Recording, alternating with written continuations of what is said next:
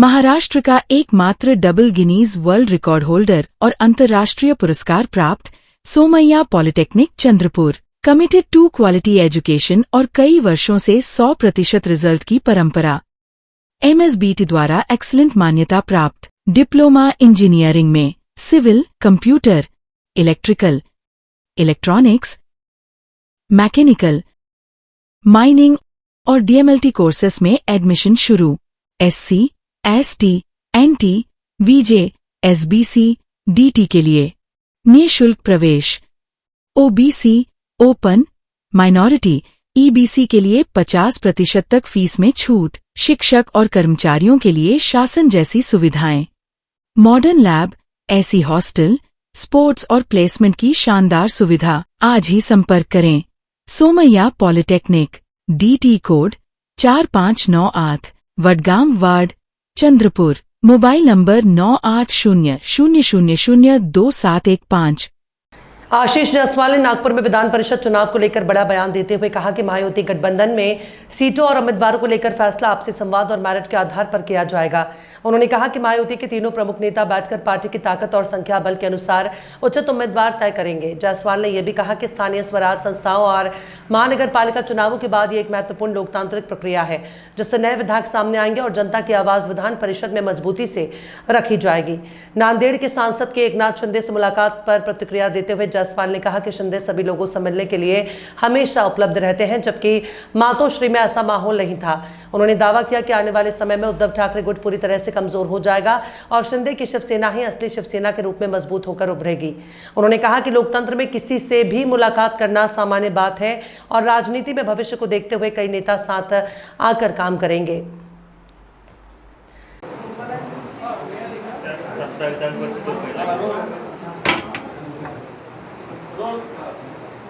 राज्यातील 17 विधान परिषदेच्या जागांवर निवडणुका होत आहे त्याची घोषणा झाली आहे। शिवसेना किती जागेवर क्लेम करणार आहे आणि पुणे शिक्षक मतदारसंघाचा एक विषय आहे तिथे शिवसेना ती भाजपच्या कुठल्या शिवसेना क्लेम करेल।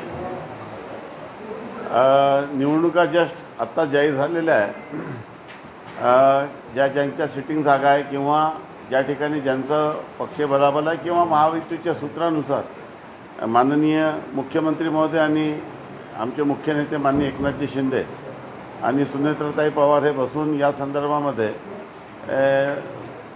जे काही मेरिटवर आहे त्या पद्धतीने निकषानुसार किंवा पक्ष बलाबलाप्रमाणे किंवा जिथे ज्यांची लोकप्रतिनिधींची संख्या कशी आहे त्या आधारावर योग्य तो निर्णय घेतील। आणि आजपर्यंत प्रत्येक युतीच्या बैठकीमध्ये मग मुंबई महानगरपालिका असो की सर्व बैठका संवादातून मार्ग निघालेला आहे, त्यामुळे यातूनही निघेल असं मला विश्वास आहे।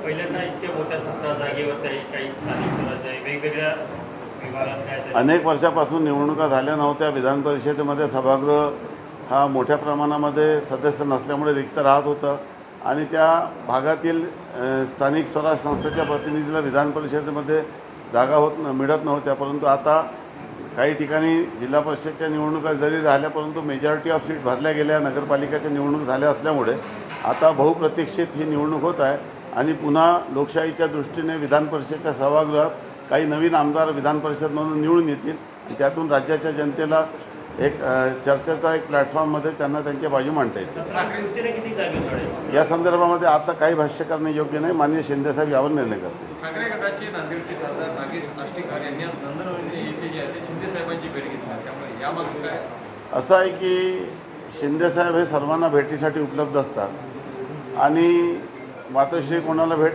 सातत्याने देत नसते।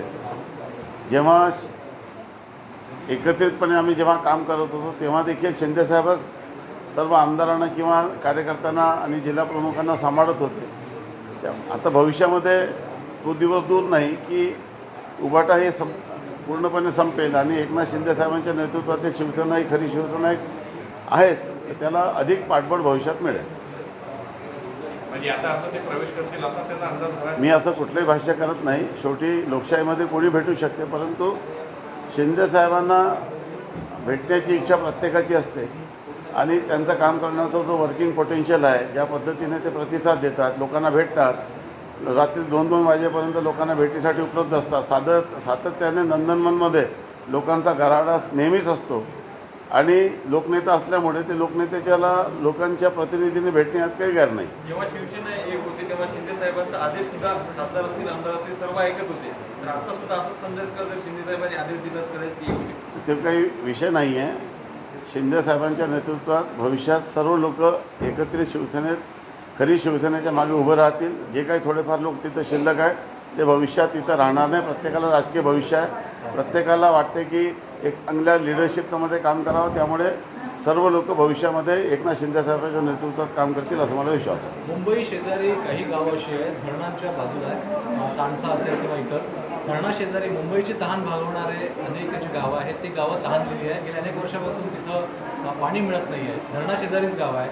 नियोजन मंत्री म्हणून काय सांगाल तुम्ही या संदर्भात? तुम्ही नियोजन मंत्री म्हणून काय या सगळ्याकडे लक्ष? एकंदरीतच राज्याच्या प्रत्येक विभागाला त्यांच्या मागणीनुसार आउटलेट देत असतो आणि त्या विभागाने त्यानुसार प्राधान्यक्रमाने त्यांच्या विभागाचं नियोजन करायचं असतो. तरी देखील आता विकसित महाराष्ट्र 2047चा जो रोडमॅप आम्ही तयार केला आहे आणि भविष्यामध्ये प्रत्येक पॅरामीटरमध्ये सॅच्युरेशन मोडमध्ये जायची आमची इच्छा आहे. आणि त्या दृष्टीने आता अर्थसंकल्पामध्ये निधी देताना DPDCचा निधी खर्च करताना प्रत्येक याला प्रायोरिटी सेक्टर थर्ड सेक्टर आम्ही डिसाईड केलं आहे आणि सर्व निधी त्या सेक्टरवर प्राधान्याने खर्च कराव्या अशा सूचना दिलेल्या आहेत. राज्याचा अर्थसंकल्प देखील विकसित महाराष्ट्र 2047ला सुसंगत आहे आणि 2047 पर्यंत दर 5 वर्षांनी महाराष्ट्राची वाटचाल कशी असेल याचा पूर्ण रोडमॅप तयार करून तशा पद्धतीची नियोजन राज्यांनी केलेलं आहे आणि जिल्हा नियोजनला देखील तशा पद्धतीच्या सूचना दिलेल्या आहेत. प्रत्येक पालकमंत्र्यांनी त्या जिल्ह्याचा नियोजनाच्या दृष्टीने आराखडा तयार करावा. त्या आराखड्यामध्ये प्राधान्य सेक्टर डिसाईड करावे. जे प्रत्येक डिस्ट्रिक्टचा डिस्ट्रिक्ट स्ट्रॅटेजी प्लॅन तयार करायचा आहे आणि त्या डिस्ट्रिक्ट स्ट्रॅटेजी प्लॅननुसारच प्राधान्य गटाला निधी द्यायचा आहे. एक शेवटचा प्रश्न असा आहे, रिमोट सेन्सिंग विभाग तुमचा आहे. नागपूरमध्ये मोठी फॅसिलिटी आहे VNITमध्ये रिमोट सेन्सिंगची. अल निनो आहे, सुपर अल निनो आहे. त्या संदर्भात टेक्नॉलॉजीचा वापर करत आता जी उपलब्ध व्यवस्था महाराष्ट्र सरकारकडे आहे, मॅपिंग असेल किंवा बाकी गोष्टी असेल आणि क्रॉप मॅपिंग वगैरे त्याचा कसा फायदा होणार आहे आणि अल निनो संदर्भामध्ये याचा वापर करून आगामी काळात उपाययोजना कशा होणार? अल निनोचा प्रभाव जरी असला परंतु राज्यांनी या संदर्भात पूर्णपणे प्रत्येक पालकमंत्र्यांनी त्या जिल्ह्यामध्ये बैठक घेतलेली आहे. 21 तारखेला राज्याच्या मुख्यमंत्री महोदयांच्या अध्यक्षतेखाली खरीप आढावा बैठक देखील आपण आयोजित केलेली आहे. आणि रिमोट सेन्सिंगचा वापर आता टेक्नॉलॉजी आलेली आहे आणि जसं यामुळे आम्ही ॲग्रिकल्चरमध्ये वापर केला. रिमोट सेन्सिंग एक टेक्नॉलॉजी आहे ज्याच्यामध्ये सॅटेलाईट सर्वेच्या माध्यमातून आपण खूप मोठ्या प्रमाणामध्ये सर्वच आपल्याला डेटा उपलब्ध होतो. राज्याच्या विकासामध्ये रिमोट सेन्सिंगचा खूप महत्त्वाचा रोल आहे आणि त्या रोलचा सर्व पद्धतीने वापर राज्याच्या सर्व सर्वेक्षण आणि जे काही उपाययोजना त्यासाठी केला जातो.